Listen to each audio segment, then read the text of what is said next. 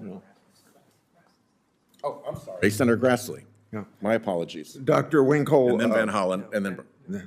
Dr. Winkle, you're an environmental scientist. A few questions for you. Have you found climate change to be the primary cause of natural disaster damage on our coast? The primary drivers of loss along the coast is the increasing population, the wealth that they bring with it, and inflation. Have you found? Go ahead. I would just add those coastal areas are engines of U.S. GDP. They're very valuable to us, but with that comes a lot at risk. Okay.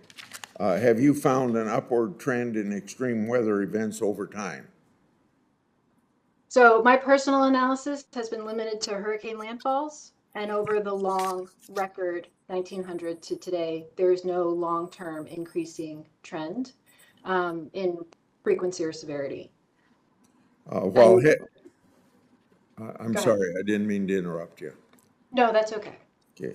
While headline costs for extreme weather events appear larger, to what extent is that attributable to more buildings and wealth continuing to migrate to coastal communities, and have local governments exacerbated the problem by encouraging that sort of development?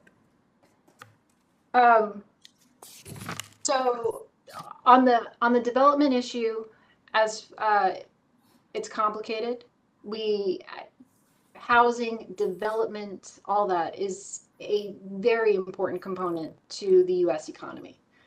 So we have a tendency to protect it and pursue it.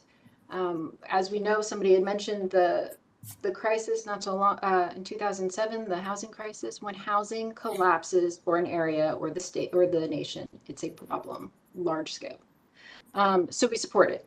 And then as far as the rules around development, there's a lot of reasons why we develop as we do. There's a lot of private property right protections that limit the ability for the state to interact and restrict building, as well as it's very difficult to hold local planners accountable to national level objectives because of because of our federalism system. And while that's very valuable to us, and while we hold that close to who we are as Americans, it does create challenges in a system of accountability.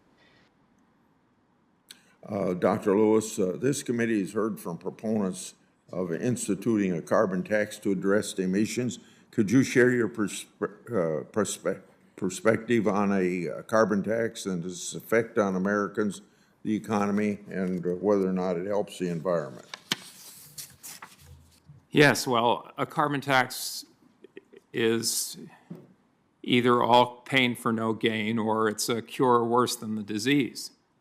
There was a paper in Nature Climate Change that came out last year by Peng et al., and this is not a fossil-fueled climate skeptic. This is someone who actually likes emission control policies and very stringent emission controls, but he calculated that even if you had a carbon tax in excess of $1,500 a ton, you could only get about 80% of the way to net zero emissions. And so he recommended a carbon tax that was even higher, even though this would represent basically a cost of 11.9% of GDP. It would be a $4.4 trillion tax bill by the time you got to 2050, which would translate into a burden on the average person of something like $11,300. And so that would definitely harm the economy, which would harm our standards of living, and basically cripple the United States economically so that we could not duplicate the marvelous feats of adaptation that has reduced the average person's risk of dying from extreme weather by 99.4% over the last century, which was chiefly fossil fueled. And just for the record, I'd like to point out that yes answer that I gave on NPR was not what I think Senator Whitehouse understood me to say, which is that cities could just sprout wings and fly. My point was that cities are dynamic organizations, and they change, and parts of the cities grow where other parts can contract, or it can just be in terms of population, or where industry is located. They're quite organic, and so there's a lot of internal movement within cities and around cities. That's what I was getting at. I will submit the rest of my questions for answer in writing. Thanks. Now, I messed up and jumped in when I came back from the judiciary hearing.